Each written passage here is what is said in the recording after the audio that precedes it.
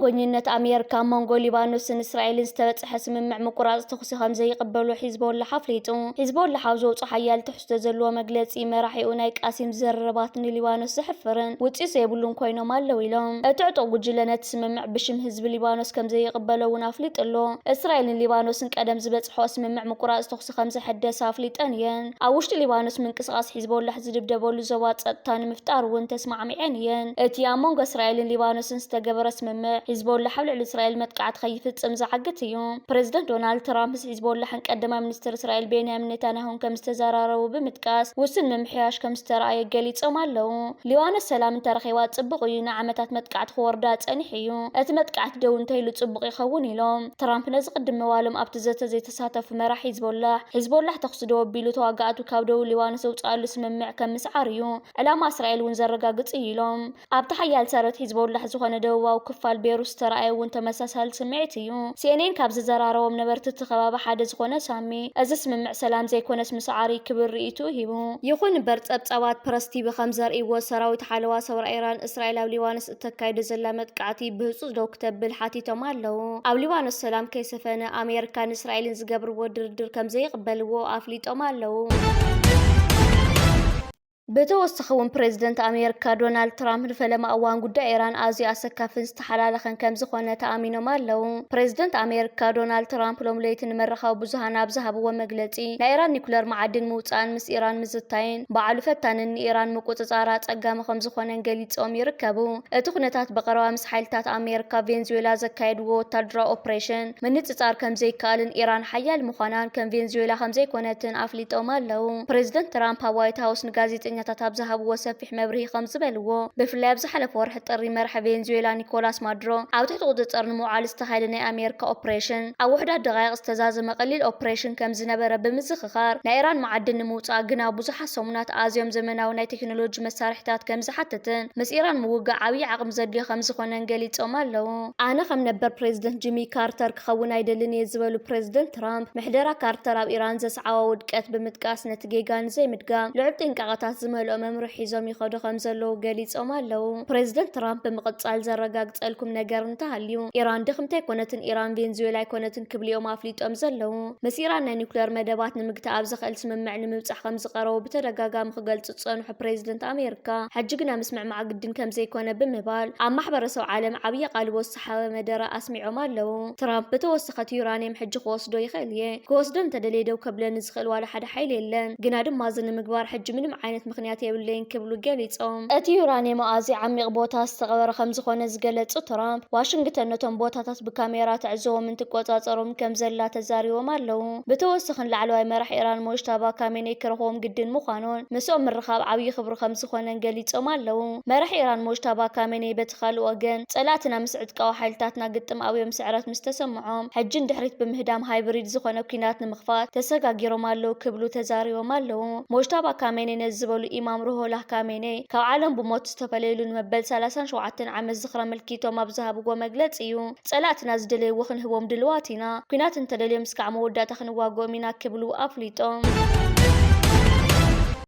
አባላት ቤት ምክር ተወከልቲ አሜሪካ ልዕሊ ኢራን ውግእን ምክያድ ዘለዎም ስልጣን ዝድብድብ ውሳነ ብምሕላፎም ፕሬዝደንት ዶናልድ ትራምፕ ነቶም አባላት ቤት ምክሪ አጥቢቆም ነቂፎም እቲ ምስ ኢራን ዝግበር ውግእን ምብቃዕ ዝኽእል ድርድር ኣብ ናይ መወዳእታ ደረጃ ኣብ ዝበፅሓሉ ግዜ ቤት ምክሪ ተወከልቲ ህዝቢ አሜሪካ ብስልጣን ምክያድ ውግእ ገደቡ ምውሳኑ ሃገራዊ ፍቅሪ ዘይብሉ ተግባር ክብሉ እቶም ፕሬዝደንት ተዛሪቦም ፕሬዝደንት ትራምፕ ኣብ ናይ ትሩዝ ሶሻል ማሕበራዊ ሚድያ ገጾም ብዛዕባ እቲ ውሳነ ዝፅሓፍዎ ጽሑፍ ነቶም ተቐናቐንቶም ዲሞክራትስን ነቶም ንዓኣቶም ደጊፎም ድምፂ ዝሃቡ ናይ ውድዎም ሪፐብሊካውያን አባላት ቤት ምክሪ ወቂሶም እዮም ምስ እስላማዊት ሪፐብሊክ ኢራን ዝግበር ውግእን ምብቃዕ ኣብ ናይ መወዳእታ ድርድር ንሃለኹ 4 ሪፐብሊካውያንን ኩሎም አባላት ዲሞክራቲክ ፓርቲን ዝኾኑ ወከልቲ ቤት ምክሪ ውግእን ምክያድ ዘለኒ ስልጣን ዝድብድብ ትርጉም ዘይብሉ ውሳነ ሓሊፎም ኢሎም እቲ ድርድር ኣብ ምንታይ ደረጃ ከም ዘሎ እናፈለጡ ከመይ ኢሎም ከም ዝበለ ካብ ሃገራዊ ፍቅሪ ዝረሓቐ ውሳነ ይህቡ ብምባል በቲ ብኣባላት ቤት ምክሪ ዝተመሓላለፈ ውሳነ ዘይተሓጎሱ ምዃኖም ገሊፆም ቅድሚ ሕጂ ብዙሕ ብዘይተረኣየ ኩነታት ቤት ምክሪ ኣሜሪካ ብረውዕ አባላት ዲሞክራቲክ ፓርቲ ዘቕረብዎ ፕሬዝደንት ትራምፕ ኣብ ልዕሊ ኢራን ዘካይድዎ ውግእ ዝድብድብ ናይ ውሳነ ሓሳብ ብምድጋፍ ድምፂ ሂቦም እዮም።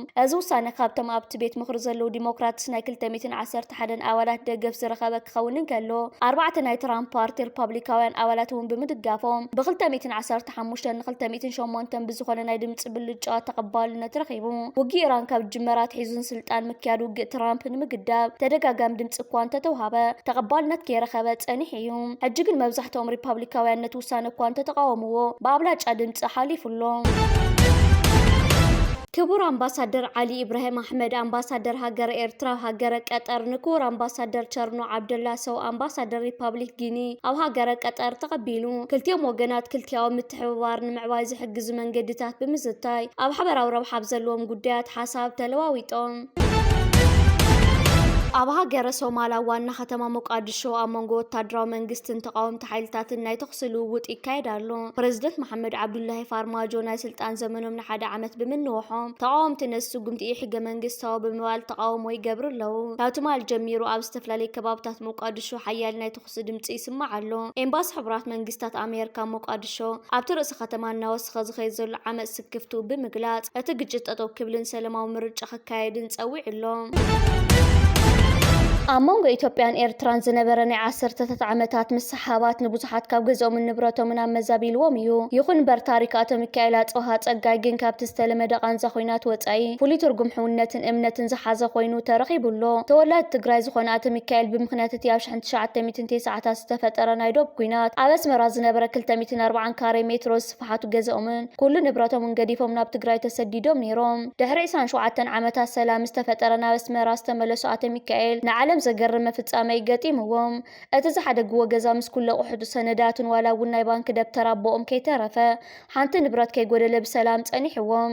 እዚ ኩሉ ክኸውን ዝኻለ ድማ ብሳላተን ማማ ግምጃ ዝተባሃለ ሕያወይቲ ኤርትራዊት ኣዶ እዩ። ማማ ግምጃ ነቲ ገዛ ብሕድሪ ተረኪበን ን27 ዓመታት ብእምነት ዓቂበን ብምጽናሕ ሓቀኛ ትርጉም ሰብኣውነት ኣርኤን እየን። ኣቶ ሚካኤል ነዚ ዘገርም ታሪክ እምነት ክገልጹ እንከለዉ ፖለቲካዊ ኩነታት ብዘየግድስ ኣብ መንጎ ህዝቢ ትግራይን ኤርትራን ዘሎ ዓሚቕ ሰብኣዊ ርክብን ዘይበታተኽ ሕውነትን ዘመስክር ይኽብሉ ተዛሪቦም። ንህዝቢ ኤርትራ ብሓፈሻ ንማማ ግምጃ ድማ ብፍላይ ንዘረኣዮም ቅንዕናን እምነትን ልዑል ምስጋና ኣቕሪቦም። እዚ ታሪክ እዚ ኣብ ማሕበራዊ መራኸቢታት ሰፊሕ ተቐባልነት ዝረኸበ ኮይኑ ኣብ መንጎ ክልቲኦም ህዝብታት ንዝህሉ ናይ መጻኢ ናይ ሰላምን ሕውነትን ርክብ ዓብይ ተስፋ ዝህብ ምዃኑ ብዙሓት ይገልጹ ኣለዉ።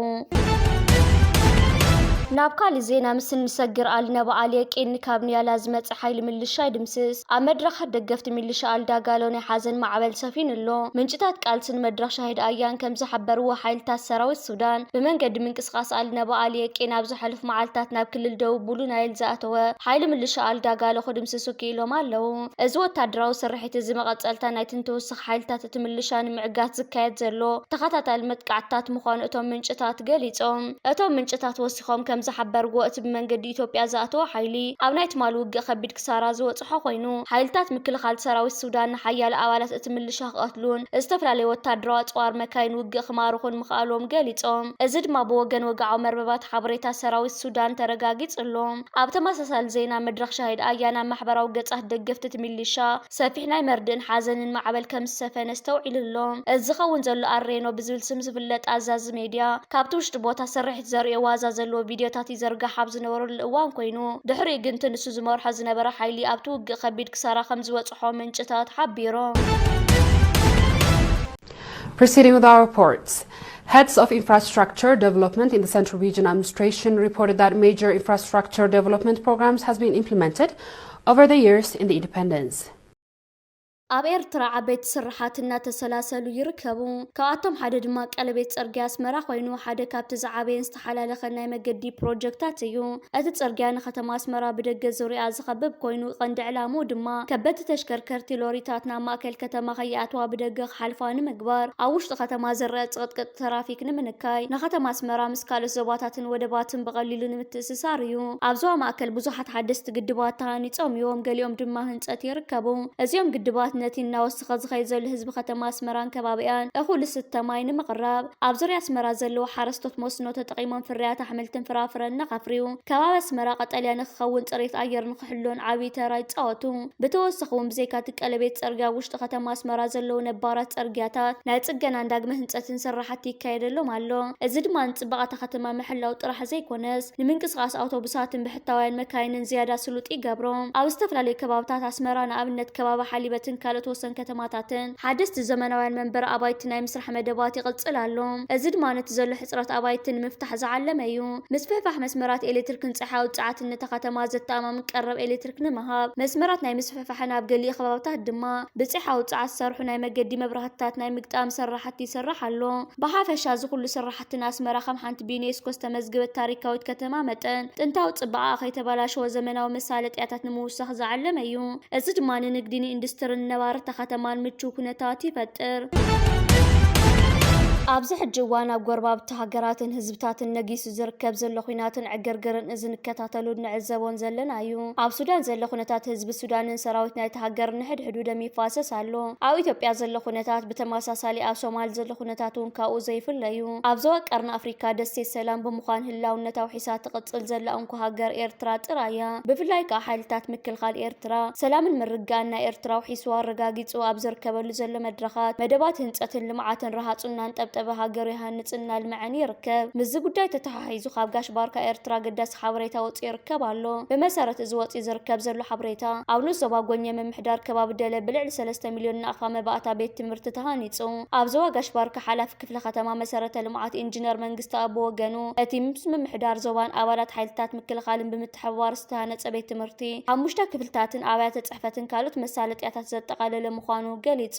ህንፀት መባእታ ቤት ትምህርቲ ኣይንፋ ኣካል ናይቲ ማሕበራዊ ፍትሒ ንምርግጋጽ ዝካየድ ዘሎ ሓያል ጻዕሪ ምዃኑ ብምግንዛብ ኢንጂነር መንግስቲ ኣብነት ሓያል ተሳትፎ ነበርትን ኣባላት ሓይልታት ምክልኻልን ኢዱ ሓላፊ ስታፍ ብርጌድ ሌተናል ሃብተ ማርያም ገብረ መስቀል ኣባላት ሓይልታት ምክልኻል ምስ ህዝቢ ብምትሕብባር ኣድማዕ መደባት ልምዓት የካይዱ ከም ዘለው ጠቂሱ ህንፀት መባእታ ቤት ትምህርቲ መቐፀልታ ናይቲ ጻዕሪ ምዃኑ ገሊጹ ሓይልታት ምክልኻል ኤርትራ መደባት ህንፀትን ልምዓትን ይዝርከብ ዘሎ ሓይልታት ምክልኻል ኤርትራ ነቲ ሃገር ዝመጻ ዝተፈላለዩ ሓደጋታት ደሞ ፍሲሱ ክከላኸልን ከውሕስን ጸኒሑ እዩ ሕጂ ካብ መደባት ህንፀት ልምዓትን መርሐቦ ምዃን ረሃፁናን ጠብጠበ ከምዚ ዓይነት ኣገደስቲ ስራሓት እናሰላሰለ ይርከብ። ሃገርና ኤርትራ ጎረባብቲ ሃገራት ብኩናትን ካልእ ኩነታትን እናተሓመሳ ደሴት ሰላም ኮይና ሰላማን ምርጋእን ቀጻልነታን ኣውሒሳ ትርከብ ኣላ። እዚ ከምዚ ኢሉ እንከሎ ኮሎኔል ኢብራሂም ዑስማን ዓሊ ላዕለዋይ ወታደራዊ ሓላፊ እጉጉም ነበር ዝመርሖም ላዕለዎት ሓለፍትን ዕጡቃት ሚሊሻን ክልል ዓፋር ኢትዮጵያ ጠርኒፉ ናብ ኤርትራ ድሕሪ ምእታው ግንባር ሓድነት ህዝቢ ዓፋር ዝተሰመየ ዕጡቕ ሓይሊ ኣብ ውሽጢ ክልል ዓፋር ከም ዝተመስረተ ይዝከር። ብተወሳኺ ግንባር ሰውራዊ ሃገራዊ ሓድነት ዓፋር ንምምሕዳር ኣወል 40 ስርዓት ብልፅግና ንክልል ዓፋር ከም መጣልዕ ዓውደ ውግእ ንምግባር ዘካይድዎ ዘለው ጠብሎቅሎቃት ሪሩ ድሕሪ ምኹናን መንስያት ዓፋር ናብ ቃልሲ ክፅንበሩ ድሕሪ ምፅውዑ ሕጂ ድማ ንሚሊሻ ክልል ዓፋር ዘተሓባብር ዝነበረ ዑስማን ተሲል ምስ ልዕሊ 100 ዕጡቃት ኤርትራ ኣትዩ ይርከብ ኣሎ። ቁፅርቶም ዕጡቃት ዓፋር ድማ ልዕሊ 2400 በፂሖም ይርከቡ። እዚ ከምዚ ኢሉ እንከሎ ድማ ካልኣይ ውድባዊ ጉባኤ ኣብ ወደባዊት ከተማ ዓሰብ ኤርትራ ኣካይዱ። እዚ ከምዚ ኢሉ እንከሎ ኣፍሪቃን ሪፖርት ሒዝዎ ወፂኡ ዘሎ ሓበሬታ መሰረት ብምግባር ካብ ዕጥቂ ቃል ሰሪሑ ዝፀንሐ ዓብድራሕማን ማሕዲ ኣብ ኣስመራ ምስ ክቡር ፕሬዚደንት ኢሳያስ ኣፈወርቂ ከም ዝተረኸበ ሓቢሩ። ኣብ ኢትዮጵያ ዝርከቡ ዕጡቃት ኣገውን ዞባ ኣበርገለ ሙሉ ብሙሉ ከም ዝተቆፃፀሩ ትማል ማሲ መራኸብታት ናይ ኢትዮጵያ ዜናታት ሒዘና ወፃኢ ይርከባ ኣለዋ። እዞም ዕጡቃት ኣብ ሓፂር እዋን ሓይልን ብቕዓትን ደልይዎም እዮም ከምዚ ዓይነት ዓበይቲ ምቁፅፃር ናይ ቦታ መዝጊቦም ዝርከቡ ዘለው ስርዓት ብልፅግና ዝምዕባልታት ድሕሪ ምምዝጋቡ ህወሓት ብቐጥታ ነዞም ዕጡቃት ኣድላይ ዝበሃል ፋይናንሳውን ወታደራውን ሓገዛት ይገብረሎም ከም ዘሎ ናብ ክልል ትግራይ ናብ ከተማ መቐለን ክስታት ኣቕሪቡ ይርከብ ኣሎ። ዕጡቃት ኣገውን ዞባ ኣበርገለ ሙሉ ብሙሉ ኣብ ትሕቲ ቁፅፅር የእትየምሉ ዝርከቡ ዘለው ንኢትዮጵያ መመሊሱ ናብ ካልእ ዓበይቲ ሓደጋታት ዝወስድ ኮይኑ ይርከብ። መብዛሕትኡ መሬት ኢትዮጵያ አንጻር ስርዓት ብልፅግና ብዝዋግዑ ዕጡቃት ይዕለቕሊቕ ይርከብ ኣሎ። እዚ ስርዓት ምስ ኩሎም ሓይልታት ክዋጋዕ ዓቕምታት ዝበሃል የብሉን። ኣብ ክልላት ኣምሓራን ኦሮሞን ኣትይዎ ዝርከብ ዘሎ ኩናት እውን መዋጥር ኮይኑዎ እዩ ዝርከብ ዘሎ። ስርዓት ብልፅግና ናይ ኣጥፊእኻ ጥፋእ ስጉምትታት ንምውሳድ እውን ናብ ክልል ትግራይ ምስ ክልል ትግራይ ኣብ ዘዋስኑ ከባቢታት ልዑል ወታደራዊ ምድላዋት የካይድ ከም ዘሎ ትማሊ ህወሓት ንማሕበረሰብ ዓለም መጠንቀቕታን መልእኽታትን የሕሊፉ ይርከብ።